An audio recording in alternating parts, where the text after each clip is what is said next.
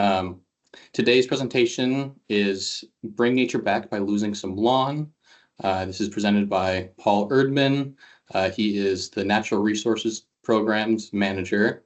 After the presentation, there will be a Q&A session. So please put whatever questions you have in the chat during the presentation, and we will address those at the end. All right, Paul, you can start whenever you're ready. Thank you, Cooper. Thank you all for joining us tonight. If you run into any audio issues, just put that in the chat. Feel free to put questions in the chat, and we will get started here. Let me close the thing. So happy first day of spring. Thank you all for joining me. I am Paul Erdman, the Natural Resource Program Manager here at the Ramsey-Washington Metro Watershed District. I interned here from 2006 to 2008, and I came back just about 2 years ago in June of 2023 when I was hired as the Natural Resources Manager. In between there, I worked for Ramsey Conservation District, Natural Shore Technologies, Minnesota Pollution Control Agency, and the Board of Water and Soil Resources. The focus of my work has been on ecological restoration. My intro slide here is from Keller Golf Course. In 2002, our watershed district started a partnership with Ramsey County to convert no-play lawn areas to native prairie, to savanna restorations, to wetland restorations.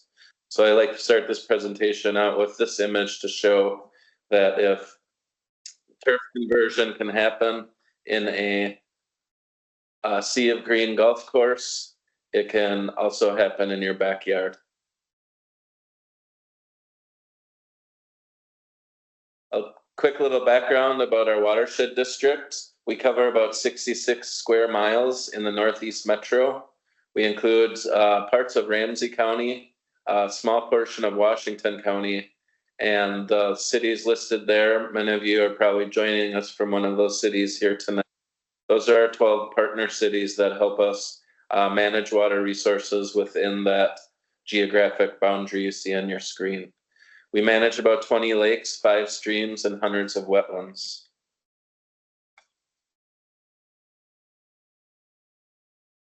The goals of our watershed district include achieve quality surface water, achieve healthy ecosystems, we manage the risk of flooding, we support sustainable groundwater, and we inform and empower communities.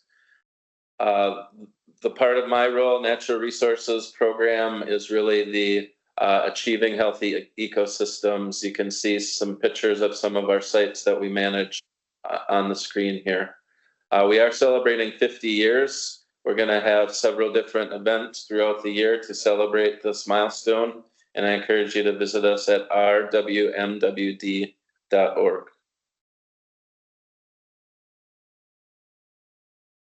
So what are we going to talk about tonight? Thanks again for joining us. First, we're going to kick it off with what's the problem with lawn. Then we'll talk about what can there be instead of lawn. How can you lose some lawn? And we'll leave some time at the end for questions. Just a fair warning, there is going to be some doom and gloom here at the beginning, but we'll get to that spring sunshine at the end. If you joined us early, you saw this on your screen. I like to kick off this presentation with this image. We're really fortunate in Minnesota to have a rich diversity of species. We still have all of these species. Several have made comebacks due to conservation efforts. Others are still in serious decline. E.O. Wilson is the renowned ecologist. He is the father of biodiversity, and he passed away just a few years ago. I encourage you to check out his books and all that he had to say about biological diversity, biodiversity, and how it's important to protect all of these different species. So I'm going to take you back a ways. Hopefully you are familiar with the concept of the food web. Hopefully you saw it in grade school or at least in college. If it's not taught in grade school, it really should be. The food web really tells us that everything is connected, and if we tug at one strand of the web, it will have effects up and down the line. Flora and fauna depend on water, soil, and also on the sun and each other.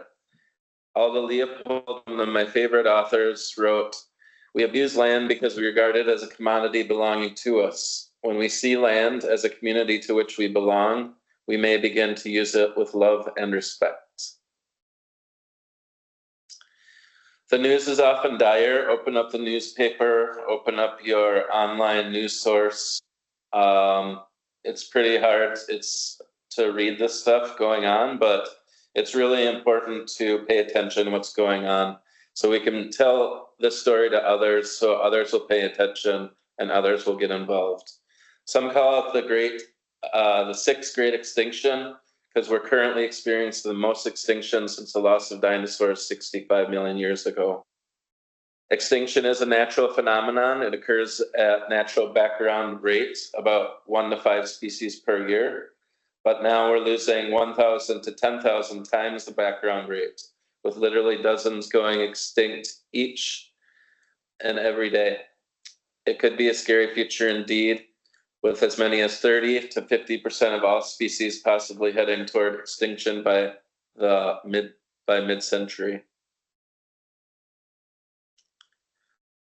So remember that food web, insects make up the base of that food web. So all the things on up the chain of that food web really depend on these small creatures. And scientists have been studying this issue, and research shows that there's significant declines in insects all around the world. More than 40% of insect species are declining. With that, what eats all of the insects? Birds do.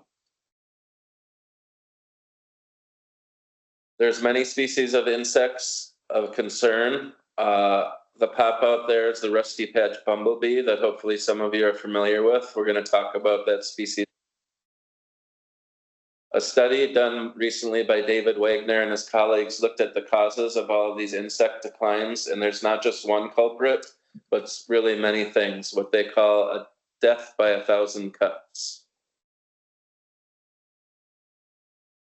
Getting back to birds, right before COVID hit, and it couldn't have been worse timing because, well, COVID was terrible in general, but not a lot of attention was paid to the studies that said that we have 3 billion less birds on the planet, in North America than we did 50 years ago in 1970. Some of these species are stable or some are increasing, but many are declining rapidly. And a big part of that is the lack of insects. The yellow warbler on the bottom left is a good example of some of the species that are in decline. Getting back to those death by 1,000 cuts, these are a few of the issues that our watershed districts tries to mitigate. We have extreme precipitation, large rain events, temperature extremes, lots of impervious area, urban heat highlands, invasive species, which we're going to talk about, habitat degradation and fragmentation, habitat loss, pesticides and pollutants, and water pollution and high nutrients, which of course we work on here at the Watershed District. The watershed districts can do so much. We also need the public to play a role as well, which I'm sure many of you do if you've tuned in tonight. This presentation is really centered around Doug Tallamy's book. I wish we could all be in person tonight so I could see a show of hands of how many people have read Doug Tallamy's books.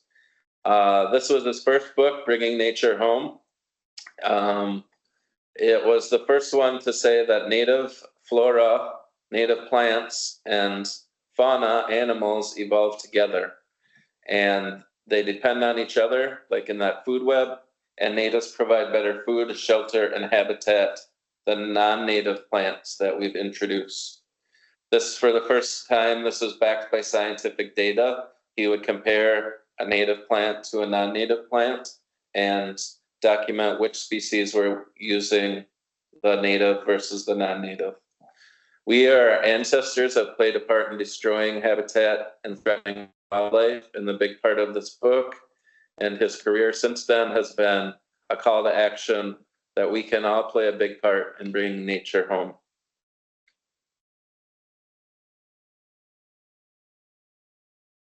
So after that book came Nature's Best Hope, as well as The Nature of Oaks, which is a book that I love because I love oak trees. And just recently, he came out with Nature's Best Hope, the Young Readers Edition, that you can read to your kids and your grandkids and spread around so we can get the next generation into what we're talking about here tonight. In his book, Tell 'em, he says we're losing many of our native species just because there's no place left for them to hide. There's little habitat left. We have 52% of the land in agriculture, 20% is forests, 20% is special or other, 3% is urban, and just 3 to 5% is undisturbed. This could lead to the loss of many of our native species unless we act now. He talks about urban and suburban areas where most of us live. This is a big change from just a generation ago. 50 years ago, 75 years ago, more people worked on the land and they lived in rural areas. And since then, people have migrated to cities. We have 83% of our population now lives in cities or suburbs, 4 million linear miles of public roads with parking lots, driveways, and other impervious areas. That adds up to about 43,000 square miles. We've lost an unbelievable amount of habitat in Minnesota. This is the Marshiner map, which is the original vegetation of Minnesota prior to European settlement. So surveyors went out and they recorded what kind of tree species they found every so often. And from there, we could determine what kind of vegetation types were there. So in the left, on the west, we have the prairie, we have the big woods, maple basswood forest in the green, getting into the oak woodland here in the metro, the savanna type of habitats. If we zoom in on some of the metro counties, and I'm here at the Ramsey-Washington Metro office, hello. This is the kind of plant communities that we would have had 200 to 300 years ago. It was really a mix. All of these different kinds of habitats mixed together, but predominantly oak openings and barrens or savannas, as well as some prairie mixed in, and our wetlands complexes as well. Compare that to today. Actually, this map was made now 20 years ago. These are the remaining native plant communities that we have in these metro counties. So you can see that there's very little of that habitat left. It's been developed, it's been turned into something else. There's an asterisk here. We have made a lot of progress. Some of these are now parks and have been expanded, and we've restored other areas. But other areas may have shrunk due to development. This is right in this area where I am here today, what things probably would have looked like back before we created other things. It was a mix of savannas, those prairies, some big woods. Imagine bison and elk and other big grazers keeping those trees down. Native American tribes running fires through here for various reasons to keep it open. Those oak trees able to survive. So big, large, open-grown oaks followed by patches of prairie and all of the habitat that would provide. If we look to western Minnesota, the yellow areas here were once the Great American Prairie. The brown, the oak savannas. We've replaced these diverse habitats with monocultures. A monoculture is really efficient at one thing, producing tons of corn or soybeans. Or maybe instead we've put in quarter-acre lots or places to park. Unlike a generation ago, our current farming systems provide very little habitat. The areas that do remain natural are often impacted by invasive species, pesticides, and other pollutants. Seeds that are planted are almost always pre-treated with systemic pesticides such as neonicotinoids, which are harmful to pollinators and other wildlife. And I don't know if you've ever drive around in farm country, maybe some of you own land there, maybe some of you are, but just like here in the city, some of those farmers really love their lawns and have large tracts of lawn. The metro, of course, is no exception to what's going on and no place to hide. The development here has continued at unprecedented rates. Areas that were once farms and that were once open space are converted to houses, turf areas, and pavement. This is a typical recent development out in the West Metro, 250 acres. After all is said and done, there's 51.9 acres of new impervious surface, hard surfaces, no turf, no trees, rooftops, streets, and pavement. Once we put those houses up, they look like this with a large expanse of lawn and a few alien ornamental plants. A highly simplified community consisting of just a few species that provide neither food nor shelter for animals. Talamy challenges us. We should redesign our living spaces in ways that provide both food and shelter. Our obsession with lawn is really unbelievable once you start looking at it. It's our #1 crop, 3 times more than corn or any other irrigated crop. It's high maintenance, very low diversity. Each weekend we go out and mow our lawn, maybe a couple of times a week. 63,000 square miles. That's adding up to 40 million acres, 36 billion on lawn care per year. If we add all of that up, that's about an area the size of Wisconsin that we go and we mow each week. A nation of grass farmers is what we are. If you think about all the things that come along, not only did we take that space, but all the inputs that we put into keeping those lawns green, growing so we can mow them again and again. Pesticides, water, gas, leaf blowers, mowers, carcinogens, toxics, CO2, all things that go along with lawns. I took this picture. My wife is a teacher at a school, and she put in this little prairie garden with her students. You would think that they were creating an aircraft carrier, as many hoops that they had to jump through to make this little garden in this sea of green. This picture was taken during the drought.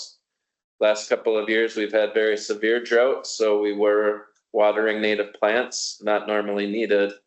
But here you see a mower mowing brown dead grass for no reason whatsoever. I do encourage you to seek this out after the presentation this evening, tomorrow. It talks about why are we so obsessed with the lawn? Why do we have a need to have these green lawns that require all this upkeep? And it's the Great American Lawn, How the Dream is Manufactured by the New York Times. So it's not just the habitats taking up all the space to have lawns. It's the unintended environmental impacts such as water quality, which we work on here at the watershed. So if you start at the top left of this graphic, you have normal conditions, right? You have the savanna. It rains. 40% of that is taken back up into the air as evapotranspiration. 10% is running off. 25% is shallow infiltration. 25% is deep infiltration. So we put up one house, we're adding 10 to 20% impervious surface. We're increasing that runoff to 20%. Moving down to more developed, we're increasing the 30% runoff. To fully develop 75 to 100% impervious surface, we're getting 55% runoff. Well, Paul, what's the big issue with that? It's the water quality and quantity. So we're sending more water than we normally would have. So that's volume. and causes flooding, and it's going to take pollutants with it and send it into our closest lake, river, or stream.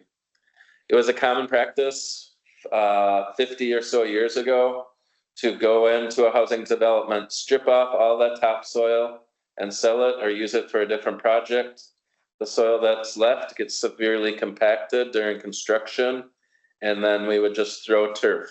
So depending on your development, how old your development is, where you live, you might have really compacted soils that makes it really impossible for anything to grow on it, much less turf grass. Since then, cities have made great strides in preventing this, and it's now a requirement in the construction stormwater permit to preserve topsoil. But again, that was not the case for all the development in the last 75 years. What does that do? So they're doing their work, they've highly compacted these soils, and it creates what we call green concrete. Something that might as well be concrete or pavement because it's so compacted.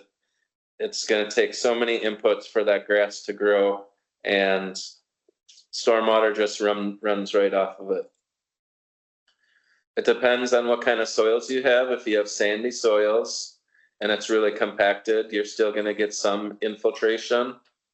If you have clay soils, you're getting very little infiltration. So we're going to look at a typical 1/3 acre residential property. You can see here the green area, there's 0 gallons of runoff because they have a non-compacted lawn. They do have their rooftop, which is adding 425 gallons. They have 1,170 gallons of runoff going into the street, going into the storm drain. So annually, just the house and the driveway is adding up to about 48,000 gallons runoff, considering 30 inches annual precipitation. Okay, let's add green concrete to that mix. So they have a compacted lawn, adding 4,490 gallons of runoff. They still have their rooftop, they still have their driveway. So we've gone from 48,000 gallons to 220,000 gallons annually from this one residential lot. So multiply that by numerous lots, numerous houses in the neighborhood. Kentucky bluegrass by design is just a terrible choice to have in our lawns. It's not from Kentucky. It is actually from Europe and Africa, the green area you see on the map. That's a much cooler climate, right next to the ocean. This is the most common lawn grass in the Midwest. It's cool season, so you'll see it here shortly. Go out in your lawn with these sunny days, we get a little rain. You'll see those little sprigs coming up. It does pretty well in these cool temps. But once we hit the heat of the summer, it doesn't do very well. And then it comes back again in the fall in those cooler temperatures. It has very shallow roots. We're going to look at that. And of course, requires these high inputs. So a picture on the left here is showing a irrigated lawn in the middle of the summer. On the right side, they're not irrigating their lawn. The graphic on the right is showing Kentucky bluegrass in comparison to some prairie plants that we have. And so Kentucky bluegrass gets about 3-inch deep roots if it has good conditions to grow in. So it's not drought tolerant. It's not filtering any rainwater that comes. Comparing that again to these roots of prairie plants, they have a very critical characteristic, which is their deep root system. Compass plant, blazing star, they have a rooting depth of 15 feet or greater. This helps to improve water quality, anchor the soil, provide wildlife habitat, and sequester carbon.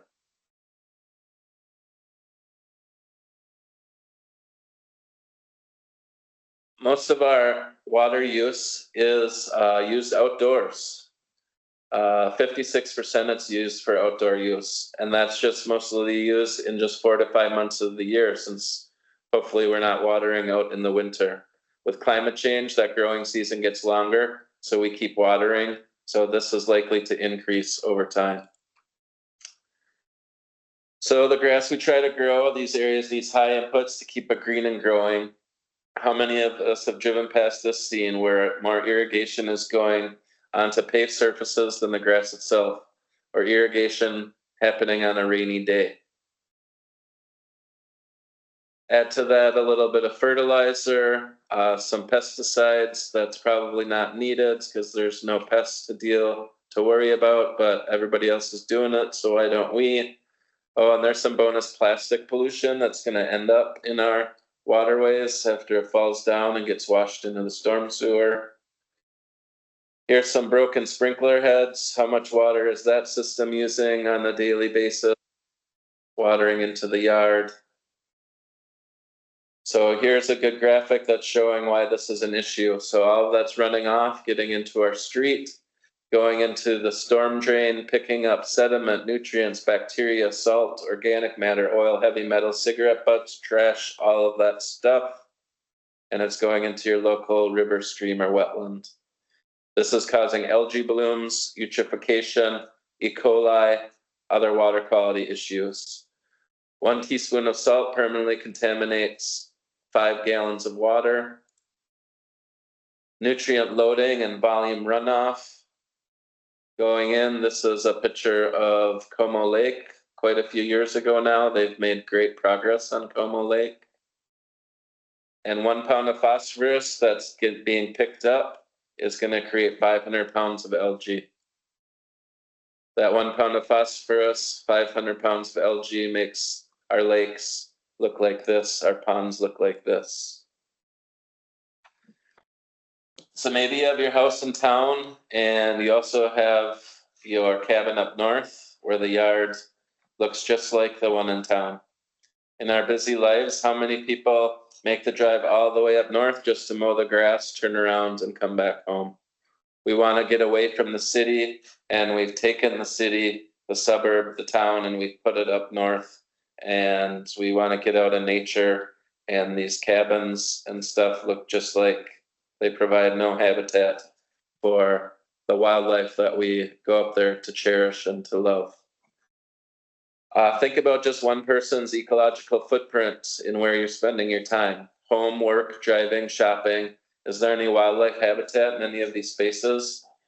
This doesn't even consider lands taken up by the production of things people need. Food production, everything you buy. Servers so we can surf the web, and now data centers for AI, etc., etc., etc.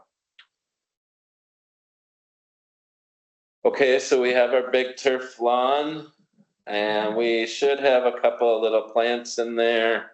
Why don't we put in some ornamental plants that aren't from here because I like how they look, or everybody else has them and that's what people are telling me to buy.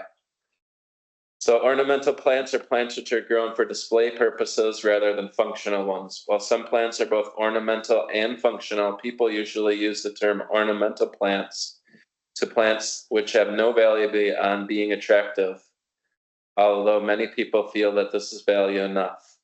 A really good example of this is buckthorn. You can't go to the store and buy buckthorn anymore, but 50 years ago you could. It keeps its leaves into the fall. Back then we thought it gets berries that birds like. It still gets berries that birds like. But you start with that one little buckthorn tree, and in a couple of years you'll have this. And a good time to look for buckthorn is in the fall. All of our native plants have lost their leaves. Our native trees and shrubs have turned brown, stopped photosynthesizing. Buckthorn is staying green, and so that's an advantage it has. It's still growing and green, taking up those nutrients that's meant for other plants. Invasive plants introduced from somewhere else don't have the controls that kept them in check in their native range. They don't have the disease, the bugs, the animals that fed on them in their native range. So they run amok here because they don't have those controls. So oftentimes now our backyards, our parks, and open spaces look like this. These invasive species displace native species, replacing all things our native species need to survive. I don't know about you, but I would rather not look at this image, not visit this park, but go to this park where buckthorn is being managed. They're growing native plants. They're able to run prescribed fires through here occasionally to keep it open. I don't have such a fun time when I walk out in nature and I see this in the fall. It's a little bit sad and disappointing. I do try to think, what could this be? Maybe we could put a little bit of effort into this to make it a little bit better. This is a project that I worked on that was all full of buckthorn. So we have a whole generation of kids that have grown up with this, right? Like this is their woods. Whereas we know if we're old enough, we should have much more open woods. We should have a much diverse mix of plant communities that grow in these areas. Invasive species have really a lot of cost, and I will note that not every ornamental plant that you buy turns into an invasive plant. If it's not native to this area, there's a very small chance that it's going to become invasive, but there is that risk. We have controls on that. We have the noxious weed law. We have the Department of Agriculture, the DNR. They're continuously studying these plants that potentially could become invasive and then put restrictions on them if we think that they're going to become the next buckthorn or purple loosestrife. But for a lot of these species, it's too late and the cat is out of the bag. Purple loosestrife is one example. Was introduced as an ornamental plant. Beekeepers used it because bees loved it and it made good honey. And after that, it ran nuts and filled in all of our wetlands, displaced all of our native plants. And now we just have huge monocultures of purple loosestrife. They're a leading threat to native species, second only to habitat destruction. So again, not all plants that aren't native to Minnesota are bad plants. We just always want you to consider native plants. But here's an example of some of our escaped ornamentals that cause a lot of ecological damage and take lots of time, money, and energy now to manage. Not only do these ornamental plants bring pests, are pests themselves, but they bring pests with them. I wish I could see a show of hands, but how many people have battled the Japanese beetle? This came along with Asian iris. Somebody thought, oh, our Minnesota native iris isn't good enough. Let's bring in some Asian iris, and oops, it had Japanese beetles on it. And now how many people deal with these Japanese beetles that eat just about every plant in the garden? They do favor ornamental plants. They eat over 400 different plant species. But whenever people ask me, Paul, what can I do to get rid of these Japanese beetles? I say to get rid of some of the lawn because their larvae are in the lawn before they emerge and turn into the adult beetle. They really love those lawns. Okay, we're getting to the end of the doom and gloom. I hope you're still with me here today. There is good news. There's starting to be greater awareness of these issues by the public. Folks are not only seeing environmental impacts of the traditional lawns, but they also see the value of providing habitat and spending time doing something other than traditional lawn care. People's awareness grew back in 2017 when we found out that this once very common bee, the rusty patch bumblebee, had disappeared from many areas that it used to be. Due to many of the issues I talked about earlier, its numbers have plummeted, and it was in 2017. Minnesota took the next step and named this our state bee, so it's become our bee ambassador. We know that if we can provide habitat for this rusty patch bumblebee, we're going to be providing habitat for tons of other insects, tons of other wildlife, and everything else. The monarch and the honeybees have dominated the news when we talk about missing pollinators, in part because there's some of the few insect populations that are studied well. But we named this our state bee, and people are working on preserving this rusty patch bumblebee. It's important when we start talking about native plants converting their lawn that most bumblebees nest in the ground. They sometimes use abandoned rodent burrows. They need blooming native flowers throughout the growing season. It can be active from April till October, so pretty soon here next month, maybe sooner with our warm temperatures, the queen bees are going to come out of the ground and try to create a new brood of bumblebees. They need connected, high-quality habitat to increase forage and reproductive success, and they need protection from insecticides and fungicides. Many chemicals that promote a dense lawn have adverse effects and even unintended effects on wildlife. Okay, hopefully you're not this sad face right now, because we're gonna change gears here, because there is hope. Getting back to Doug Tallamy, a couple of years ago, he launched what is called Homegrown National Park. That's basically encouraging everyone, all of you online tonight, all Minnesotans, all people that live in our country, to plant some native plants. Start with one plant. Do your whole lawn, big or small, it doesn't matter. Because if we added up all of these spaces with native plants just in our backyard, it could add up to the size of Yellowstone National Park. We could create that much habitat if we collectively band together and start planting native plants. Here's just a few of my friends and family that I've worked with on projects through the years. It's really fun to get people engaged in this process, to teach them why lawns maybe aren't so great. And once you start getting into those native plants, it's a lot of fun. And once you attract those pollinators and start seeing the creatures that depend on them using them, it's so fun and rewarding. So your call to action tonight is to lose some lawn and plant some native plants. You should start small. Don't take on too much at once. It will lead to frustration. You'll throw up your hands and you'll give up. So start with a small section of lawn, or maybe a part of your garden where you have some unwanted plants you don't want, some things that are spreading around that you know that are invasive or bad, and replace those with native plants. You want to remove invasive plants. My wife and I just bought our first house, and looks over this beautiful, down this bluff and into a beautiful park.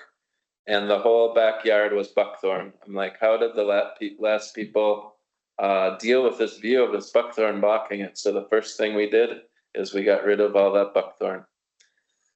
So removing those invasive plants. Redesign small patches. Take your time one by one. You'll learn as you go.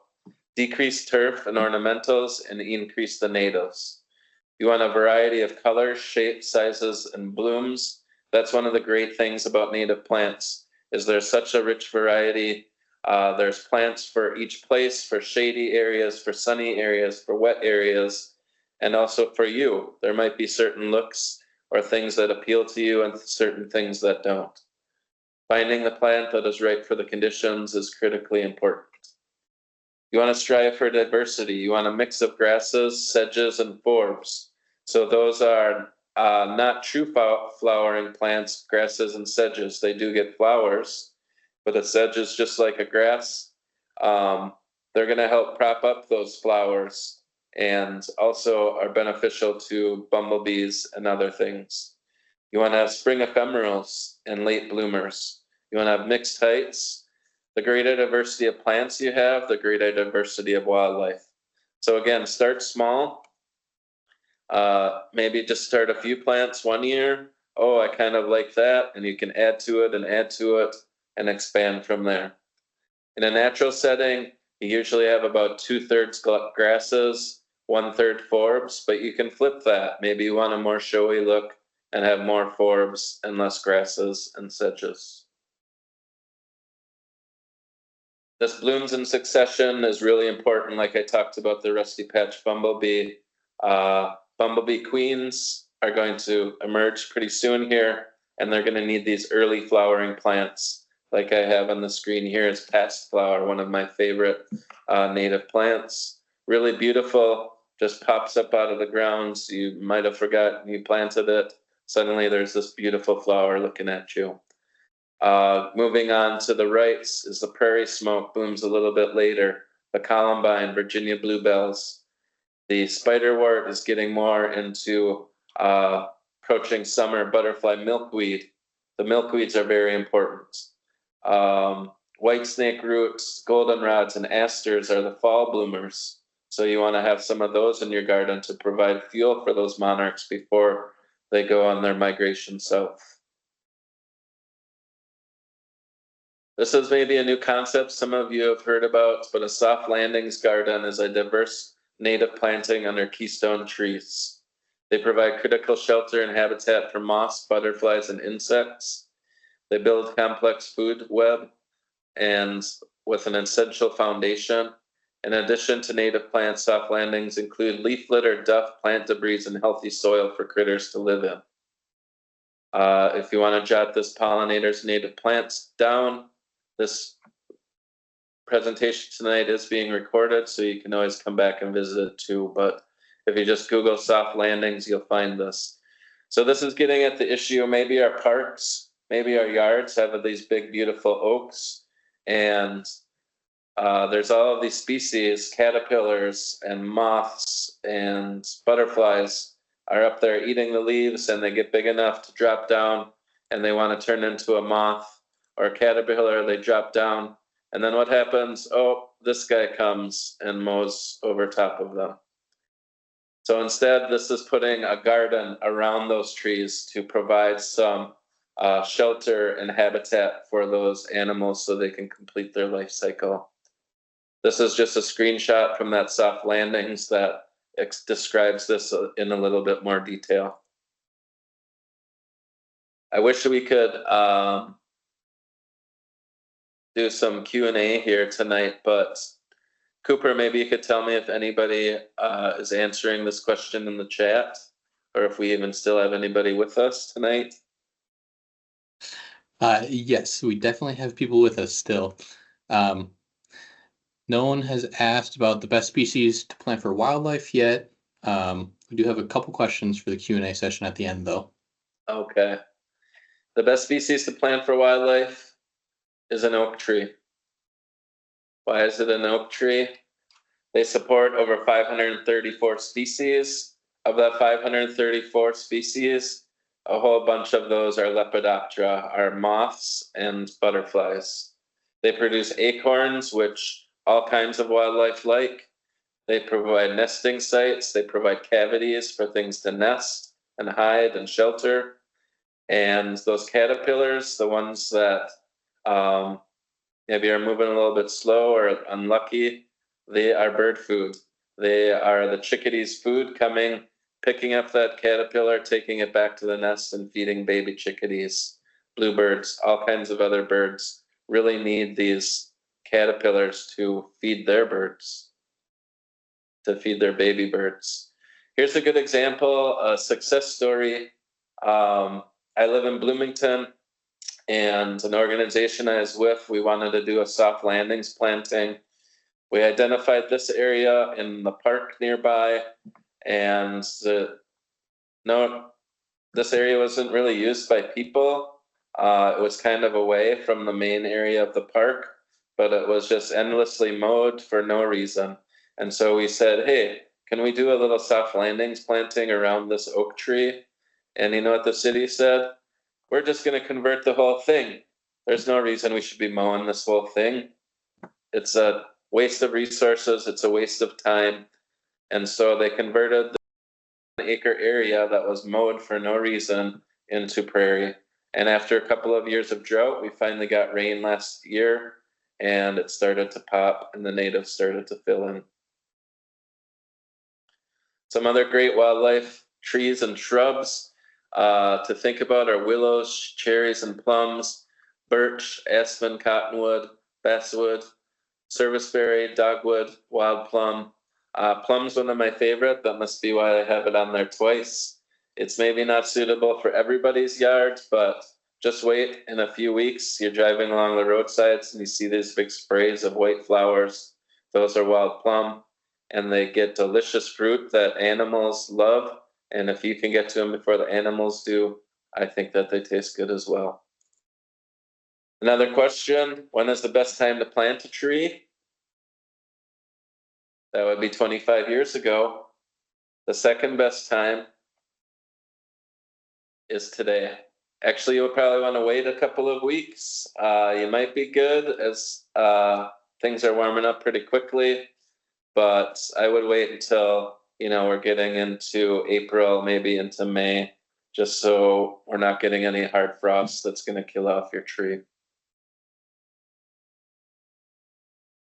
Focusing back on pollinators, they need to have their host plants. So everybody knows the monarch is in trouble. Plant milkweed, plant milkweed, plant milkweed. Well, they also need these nectar plants. They also need these blazing stars and goldenrods so they can fuel up before their journey. So they need their host plants of milkweeds, but there's tons of other caterpillars and insects that have different host plants than milkweed. There's lots of research, lots of assistance you can find online to tell you all about that. Doug Tallamy's books are a great source of information. Nesting and shelter sites and clean water. In Minnesota here, you're usually not too far from water. Is it clean? Hopefully, you can supply these animals with water too as well. They're usually able to find what they need just out in the environment. You want to build a three-dimensional garden. You want to include these large trees, shrubs, and then you have the forbs, the grasses, you have on vines and ground cover. What's important to remember is you want it to look attractive to you, so you're planning for aesthetics and habitat. You want to build this three-dimensional garden. This area right here is an area that's near and dear to my heart. This is where I learned about native plants for the first time when I was interned here almost 20 years ago. It's Lake Phalen, and I encourage you to visit sometime. It's one of the largest and most successful shoreline restorations in the state, and this is what it used to look like. So turf right next to the water's edge, pavement, these oaks. Fortunately, most of these oaks made it, with the exception of all the abuse that we gave them for many years. So I don't know which you would prefer. This, there's a monarch butterfly in the center there, or something like this. So start small, and hopefully if you're tending tonight, you're already a gardener and you're not going to rip out every plant that you have. Most of us are going to start as a mixed garden. We're going to maybe make some space for some native plants somewhere else. We're going to coexist with the non-native plants for a while. We are going to start small and do a mix of some natives, try different things out. We like to talk about winter interests. So these are some echinacea, some coneflower that caught the snow. So in our long Minnesota winters, we can look out and see some beauty in nature. Oh, you'll see some birds eating some seeds off that and seeking shelter in your native plants because they're not finding that in the turf grass lawn. Maybe you have a more shady area. Well, there's native plants for these shady areas. There's geraniums, there's wild ginger, there's those sedges are really great for shady areas. And maybe you'll attract a barred owl. There's some columbine, hepatica. Spring ephemerals are really important in woodlands and are just beautiful and bring so much joy after a long winter. Maybe you're gonna go all out like my friends Marilyn and Tom in Eden Prairie, and they did a rain garden in their front yard. They have a sunny garden on the side of their yard. They also have a shoreline restoration, and they just love to sit out there and see the green tree frog using it, the birds that are using it, and all the pollinators they attract. Maybe this won't have great acceptance in your neighborhood, right? You want to have a plan in place. Just don't go out there and do it willy-nilly. Have a plan in place. Sketch some things out. Hire a professional to design it for you. You can have a more formal look by using edging, by using mulch and paths and decorations. Put up signs so people know what you're doing. There's lots of nonprofit organizations and others that'll sell you attractive looking signs that give a message and tell people what you're doing. Limit those number of species for now That's going to help you ID plants and know what's a weed and what's not. Pick species that don't spread by rhizomes. Those are underground roots that run laterally under the ground. You want to plant in clumps, so you plant 3 of the same species in one area, so you're better able to ID them, and it also looks more formal. Planting in rows, plan for height. If the resource you're looking at says that a plant gets to be 2 feet tall, plan for it to actually get 3 feet tall when we're having wetter years or it's under the right conditions. Business in the front, party in the back. So maybe if you don't think you're going to have great acceptance in your neighborhood, leave your front lawn looking more traditional and go wild in the backyard and plant your native plants in the backyard. Okay, Paul, this is all well and good, but how do I actually do this? You have a few options. You can DIY, you can do it yourself. There's plenty of resources out there that are available for anybody to pick this up. Maybe you need some technical assistance. I'm going to tell you where to get some of that. You can hire a contractor, apply for grants. You could hire a contractor. There's tons of companies that do this, and they do really great work. They come in, do your design for you, plant the native plants, can even come back and do maintenance for you in the years to come. Or you can apply for grants and do the same. You can get that grant money, do it yourself, or use that grant money to hire a contractor. If you happen to be lucky and live in our watershed district, we have a stewardship grant program that provides technical and financial assistance for water quality and pollinator-friendly projects. So even if you don't get a grant, oftentimes we have the resources or the staff to come out and look at your yard and give you some tips. This is good for residential businesses, school, faith-based organizations, and more. You can find all that info on our website. We've put in a ton of these stewardship grant projects across our watershed district for a long time, since 2006. Maybe you're tuning in tonight from a different watershed district, but maybe they have a grant program. I encourage you to go to our website. Right at the top of the page, you'll find this, are you in the watershed? You just click on that, you put in your address. If you're not in our watershed, it'll spit out which watershed district you're in. So then you can contact them and ask them if they provide grants or cost share. Everybody in the state can apply for this great program that I used to work with when I was at the Board of Water and Soil. Lawns to legumes, there's a deadline coming up, May 15th. If you've already applied and haven't gotten it yet, you want to apply again. So go to Blue Thumb, it'll be right there, lawns to legumes, apply. $400 is a great amount of money to get started with a small native garden. Maybe you don't get the grants, but Lawns to Legumes also provides all of this great technical assistance for those DIYers to pick it up and do it themselves. This habitat guide is really great and walks you through the why, the how, and how to keep going. And it also has these planting templates to give you ideas on how to plant one of these native gardens. Lawns to Legumes is going to want you to do these 4 practice types: a pocket planting, or you can just plant beneficial trees or shrubs, pollinator lawns, or pollinator meadows. So you're not in our watershed, maybe you're not in a watershed district, maybe you want to check with your county to see if they provide cost share. Every county has soil and water conservation districts except for Hennepin, so check with your soil and water conservation district. Maybe they can provide you with grant funding or technical assistance. Some cities are great and very progressive. They realize the damage that lawns can do to our environment.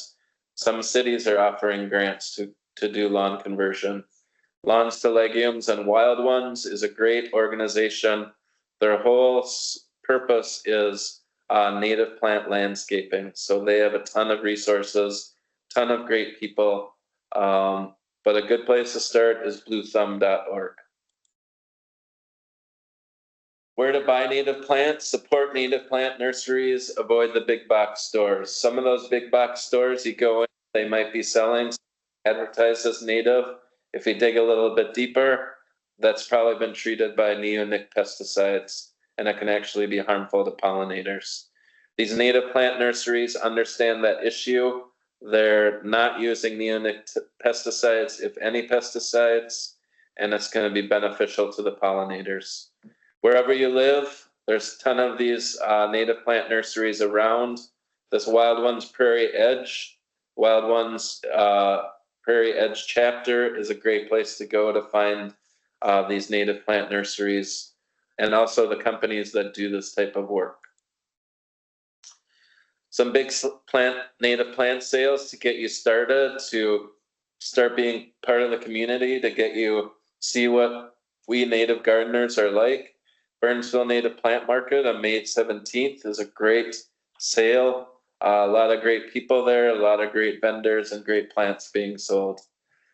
Lake Elmo on June 7th is a landscape revival. Wild Ones have their own plant sales. There's other events throughout the summer as well. We're wrapping it up here. I realize I've gone over time here, but if you gotta have grass, I understand. You know, we want some places for the dog to go. We want some places for the kids to play, the grandkids to play. We want to sit back and have our favorite beverages, and we don't want to be standing in a prairie. I understand that. There's good turf grass alternatives, but you want to start with these foundations. Build healthy soil, use water wisely, and select the proper plants. So you want to use deeper rooting turf grass, such as fine fescue. These are sold as no-mow or low-mow. Again, many of these native plant nurseries sell this because they see the need that not everybody is going to convert their whole lawn to prairie. So it's okay to have some lawn. These are just deeper rooted fescues. So they have 7 to 9 inch root depth versus the 2 to 3 inches of Kentucky bluegrass. If you look at that in the cross section, this is a fine fescue mix with 9 inch, even greater root depth. So it's very drought tolerant, little to no watering. And what I love about this plant is it is very fine and it kind of lays down. And I had a turf grass, I had a fine fescue lawn, and the one summer I mowed it twice, once in the spring and once in the fall, and I probably didn't even need to mow it the second time. Talking about that compaction, if you're having a hard time getting your turf grass to grow, take a straight wire, a piece of wire, utility locate flag that you find probably laying around as litter anywhere. Plug that into the ground. How firm is it? Is it compacted? If you have super compacted lawn, you might have to aerate that, put in some compost, and seed it with that fine fescue mix. You want to use a sharp mowing blade. So when we're cutting that grass, that's creating damage to the leaf. And if we're using a dull blade, it's going to take that leaf blade that much longer to heal. It's going to get worse roots, and it's not going to be very healthy turf grass. Of course, please don't mow during droughts. This is what we call recreational mowing. People mowing for no reason, but then it's fun or they need something to do. Getting into irrigating. Do we need irrigation? I don't know, but don't water wet soil when it's not needed. Plenty of companies sell these monitoring equipment that will only turn your irrigation system on. They're fairly simple to install, so you're not watering needlessly. You're not wasting our precious resource of water. There's also the rain sensors that are going to tell you if it's going to rain, so your irrigation system isn't turning on. And of course, please skip the pesticides and avoid fertilizers if you can. Wrapping it up, this is a call to action. This is a doom and gloom report that just came out, rapid butterfly declines across the United States during the 21st century. But guess what? One of the solution is to this butterfly decline. Restoring native landscapes, even in areas where only small spaces are available, such as hedgerows, roadsides, and backyards, has great potential for increasing the amount of suitable habitat for butterflies and other insects. So it's up to you, it's up to your friends, it's up to your family. Unless someone like you cares an awful lot, nothing's going to get better. It's not. The Lorax hopefully provide wildlife habitat, remove invasive plants, plant native plants, avoid those pesticides, educate others, have them tune into the recording of this video if they missed it tonight. Advocate for habitat and restoration. Tell your city, why are they mowing all that? Maybe they can make it into a prairie. Maybe they can make it into a fine fescue lawn, so all of that input isn't needed. But remember to enjoy the good stuff. Sit back, relax, see all the different critters that are using your native plants. Enjoy nature, and you're just going to feel more whole, and it's going to make you want to give more back to our wildlife, to our pollinators that we've lost. With that, I just want to thank you all for coming. Again, if each of us does a little bit, it can make a big difference. All right. Thank you, Paul. That was great. We're going to start the Q&A session now. So if you have any questions, add them to the chat. So we have a couple of viewers that have already done some native plantings, which is awesome. But they're getting a little frustrated with native wildlife that has been eating their plants, and they've had to set up chicken wire fence around their plantings. And they were curious if you had any advice for how to manage that. Yeah, so going back to how we've altered the ecosystem, certain species have been able to adapt to what we've done. And those, I think if they're talking about their plants being eaten, those are probably rabbits and deer. Unfortunately, we removed all those predators, so they lacked the natural predators that kept them in check. Beyond caging certain plants, so I will put fence around certain areas to keep them out. I'll use like liquid deterrents. I know a lot of those don't work, but the best one that I've found is called plant skid. And it's kind of nasty because it is blood meal. And it comes in liquid or granular form, but it stays on the plant for longer. It seems to be more effective than some of the egg-based products that I've used. So plant skid, it's a weird name, PLANTSKYDD. That's what I found, but yeah, limiting, excluding them with fencing or placing deterrents is about the best solution that I can find. If you really have a lot of deer in your neighborhood, maybe you should talk to your city. Are they doing controlled hunts? Is there more that we can do to decrease those populations? Rabbits are a different story. They go on boom and bust cycles, and we seem to be at the peak of a really big boom right now. So hopefully in a few years, their numbers will decrease again, and there will be less grazing on our plants. All right. Another viewer is curious about your opinion and advice on converting a turf grass lawn into micro/mini clover lawn. Yeah, I didn't touch on that tonight because it's I don't have a lot of experience with it, and it's a little bit controversial. Some people are saying, and it's especially Dutch white clover, in certain situations can be invasive and spread to other areas.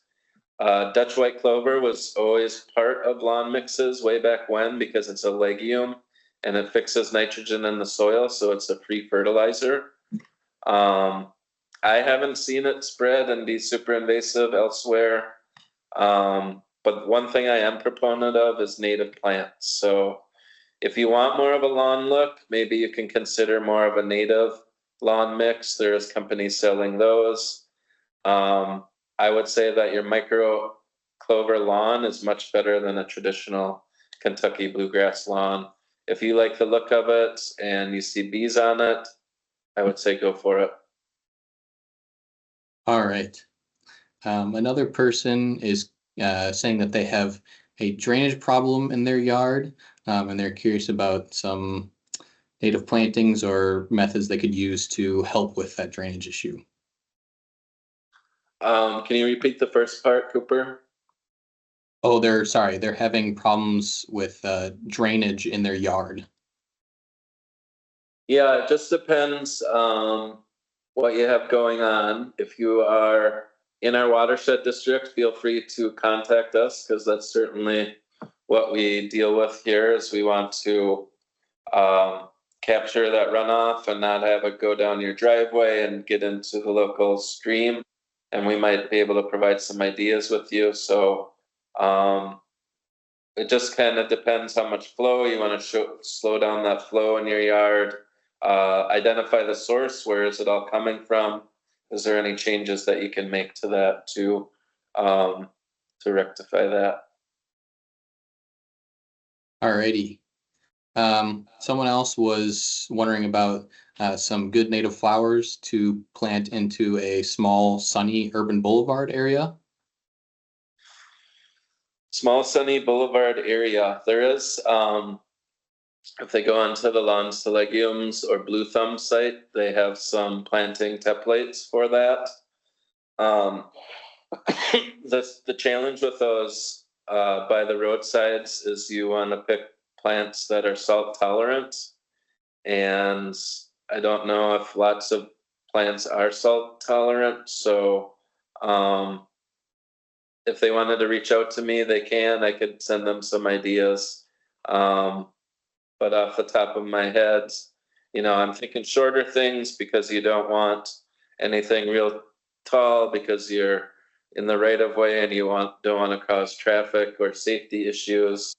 If they want to reach out to me, they can. I'll try to find that template or they can find it online. Okay. Another person who loves the idea of having a native lawn and they're interested in getting started with one, but they live in a suburb and everyone else around them has more standard turfgrass lawns. And so they're curious if there's any way that they could plant a native lawn that doesn't have that unkept kind of look to it. That's a good question. So, maybe they can wait 10 years because we're going to convert everybody and make everybody realize that lawns are dumb. But there is bee lawn mixes, so we didn't touch on bee lawns. But these are low growing plants that have the clover and self-heal, but it's not going to look, sometimes it'll look like the traditional lawn, other times it'll be blooming and it's not going to look like the traditional lawn. So my advice would be to start small, try a section maybe in the backyard or somewhere else, or just think about that no-mow fescue instead, where it just looks like grass and you're not having to water it as much and you are not having to mow it very often at all. All right, that's great. Thank you, Paul. I'm not seeing any new questions in the chat, so I think I'm going to wrap it up here. If you guys do have any more questions, please reach out to Ramsey-Washington Metro Watershed District. Paul is happy to answer your questions. And so I wanted to quick plug, we do have another webinar coming up on April 10th for rain garden maintenance. Hopefully we can get you guys over to that webinar as well. And I wanted to let you know that a recording of this webinar will be posted on our YouTube channel, Ramsey-Washington Metro Watershed Districts. Yeah, hope to see you at our next webinar. Thank you all for taking time out of your evening today to attend. Thank you all. Have a nice night. Happy spring.